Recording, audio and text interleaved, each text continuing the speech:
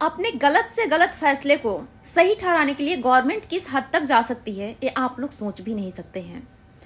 पहले नीतीश कुमार ने जबरदस्ती डॉक्टर नुसरत परवीन का हिजाब खींचा और उस पर जब मीडिया में बवाल हुआ, उसके बाद में लड़की ने जॉब ज्वाइन करने से मना कर दी और झारखंड के हेल्थ मिनिस्टर ने उसे ऑफर दिया कि आप मेरे पास में जॉब ज्वाइन कर लो। उसके बाद से नीतीश कुमार ने अपने फैसले को जस्टिफाई करने के लिए इस लेवल तक पहुंच गए कि अब 8 जनवरी को खबरें आ रही है कि सोना चांदी की दुकान पर बुर्का पहन के जाना और घूंघट डाल के जाना मना है। और साथ ही सोनार कहता हुआ नजर आ रहा है कि नीतीश कुमार ने जो किया वो सही किया, क्योंकि घूंघट और बुर्का की वजह से दुकानों पर लूटपाट मचती है। सही बात है, मैं ये नहीं कह रही हूँ कि डॉक्टर ने जो बुर्का पहन के गई थी या हिजाब पहन के जाती है या कोई भी औरत जॉब के पर्पज से जाती है कहीं तो घूंघट करके जाती है वो सही है। डॉक्टर नुसरत परवीन भी यहाँ पे सही नहीं है क्योंकि वो हिजाब पहन के गई थी। लेकिन सवाल यहाँ पर होता है कि अगर आपको डाउट था कि हिजाब के अंदर कोई भी हो सकता है तो आप उसको हिजाब उतारने के लिए खुद कह सकते थे। आपने लड़की के ऊपर हाथ कैसे लगाया? अगर आपको हिजाब से भी संतुष्टि नहीं मिलती तो अपॉइंटमेंट लेटर देने का कार्यक्रम आपके आवास पर हो रहा था, तो सीएम आवास के अंदर में कोई भी नीतीश कुमार के भरोसेमंद औरत तो रही होगी जिससे वो कह सकते थे कि आप इसका पूरा बुर्का हटवाइए साइड में ले जा करके, क्योंकि बुर्के के अंदर भी लड़कियां सूट साड़ी जो पहनना होता है वो पहनी रहती है।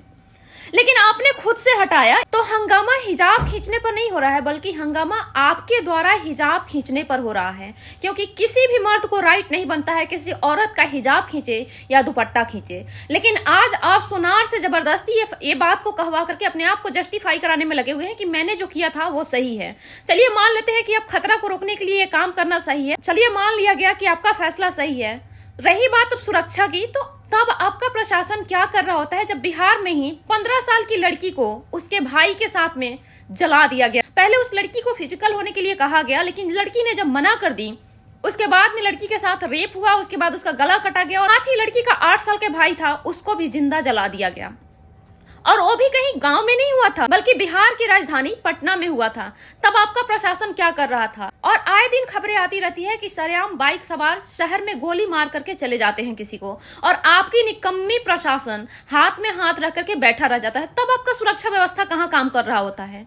तो आप अपनी गलतियों पर पर्दा डालने के लिए इस तरह की फैसला मत सुनाइए किसी के द्वारा। आप सोनार के थ्रू जो है, दुकानदार के थ्रू, मुझे पता है कि आप पॉलिटिशियंस हैं, आप पावरफुल पर्सन है, आपके बातों में आकर कोई भी बिजनेसमैन इस तरह के स्टेटमेंट दे सकता है, उसके लिए बड़ी बात नहीं है क्योंकि उसे अपना दुकान चलाना है।